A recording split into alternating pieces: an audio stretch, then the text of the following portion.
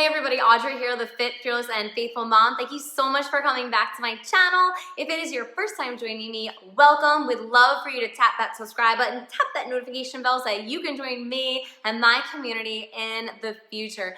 Today, we are going to be chatting about the purpose of your life.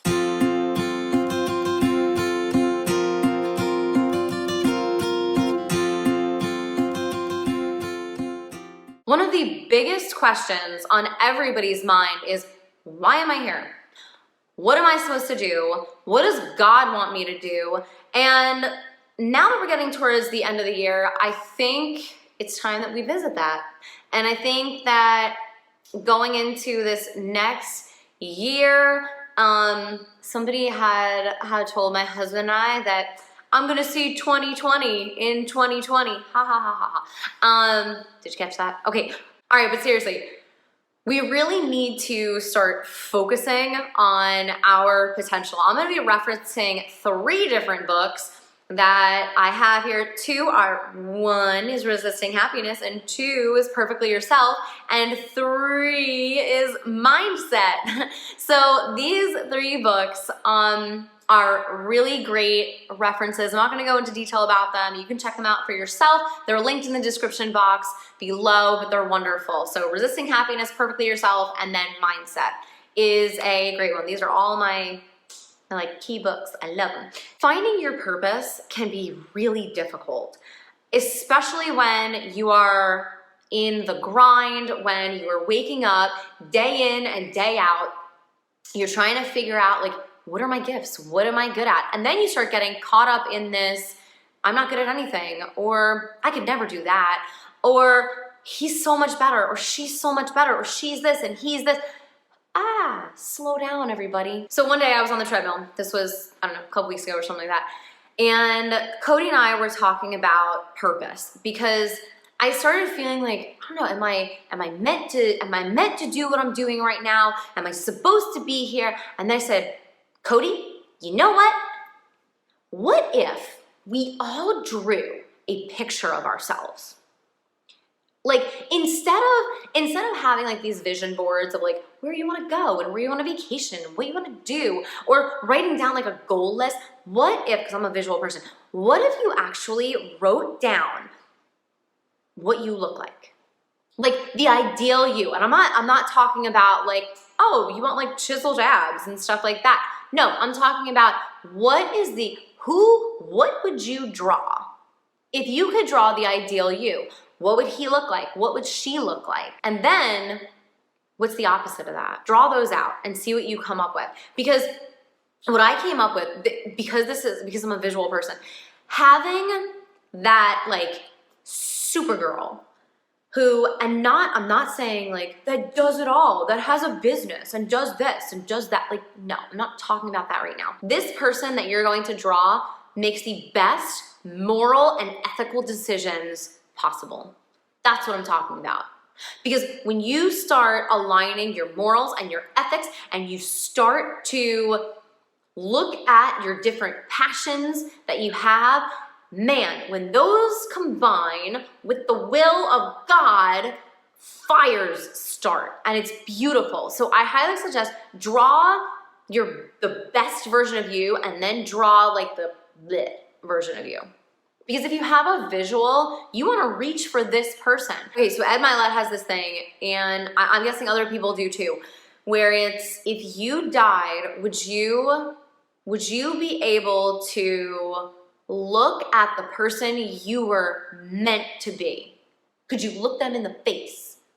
So, I don't know. Am I living up to my potential right now? Are you living up to your potential right now? So let me give you a little story of my work and how I am seeing that every single thing that I have done up until this point prepared me for where I am right now.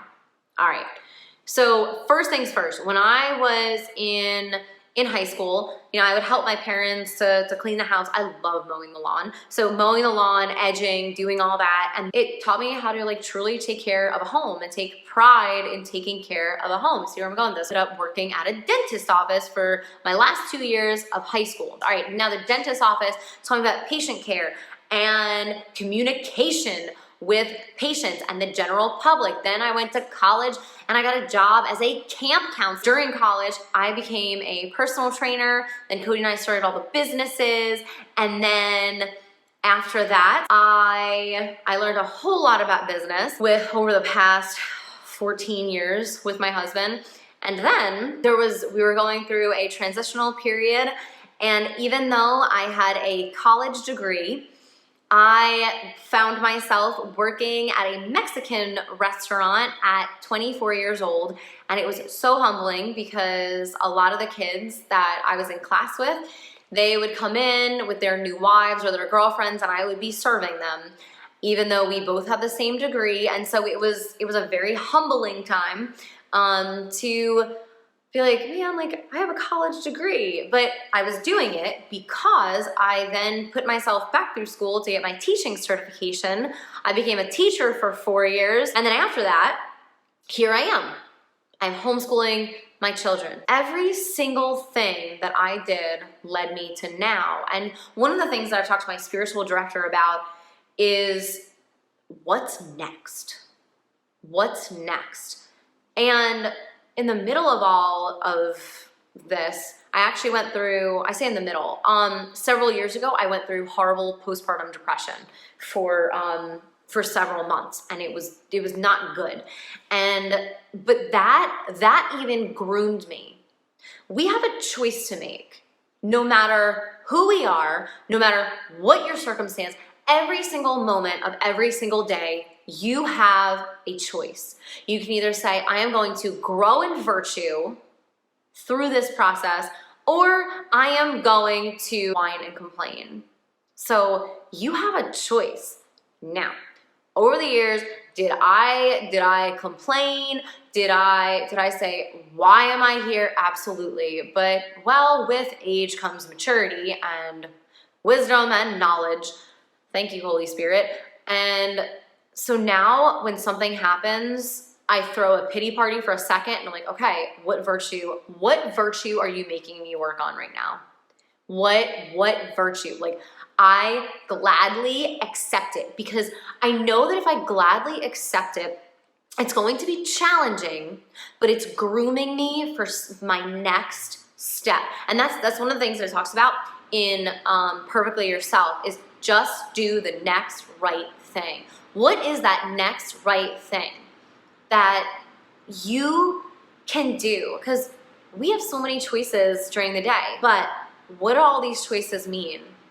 If we're growing in virtue, that means we're getting closer to God. If we're getting closer to God, we're actually able to understand His will. When we are able to understand His will and then align it with our will and our gifts, it's so beautiful. Again, fires can start and it's awesome.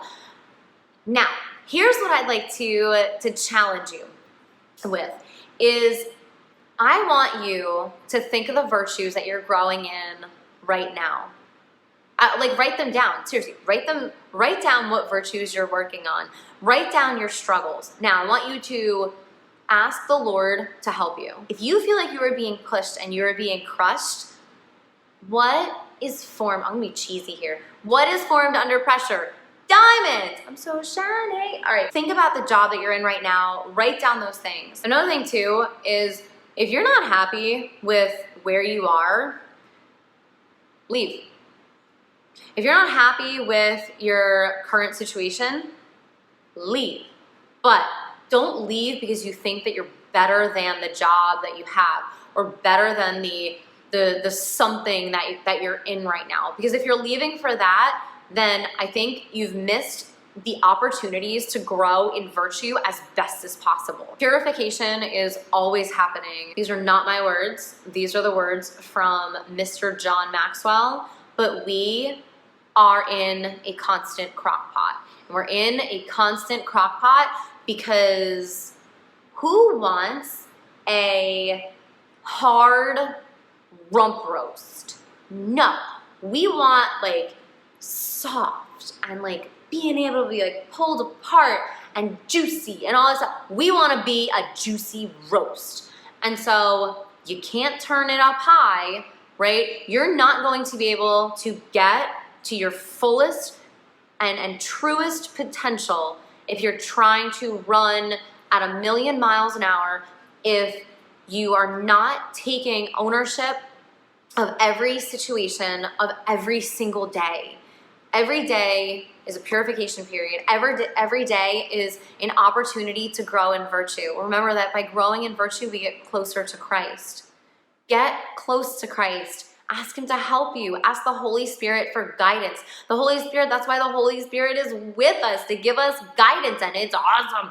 So ask the Holy Spirit for guidance, please. Ask God, what is your will for me? Because looking back at my life and the steps that happened years ago, I was not ready for the journey that I'm on right now. And like I said, like talking to my spiritual director, I am thankful for the whirlwind of the past 3 years. And looking back, especially at the past year, I have felt like I've been in a crucible. But I think I'm doing okay. I falter, I slip up, but I don't know, stay on the sunny side, people. Like, look at the positive in every situation. It hurts to change. It hurts to be molded. But when you're being molded into greatness, things take time. So keep praying. I'm going to be praying for you that you figure out what your true and deepest desire is, what your true purpose is, to glorify God and to align yourself with God for the glory of his kingdom. It's awesome. I'll be praying for you. Let me know how specifically I can pray for you and for your family. So I will catch up with you next time. Bye, everybody. Hey, everybody, just want to say thank you so much for joining me again. Remember, check out those recommended videos over here, and don't forget, tap that subscribe button right down here so that you can become part of my community. Tap that notification bell, send me a message, leave me a comment below, and let me know how you're doing, how everything's going. I will catch up with you next time. Bye.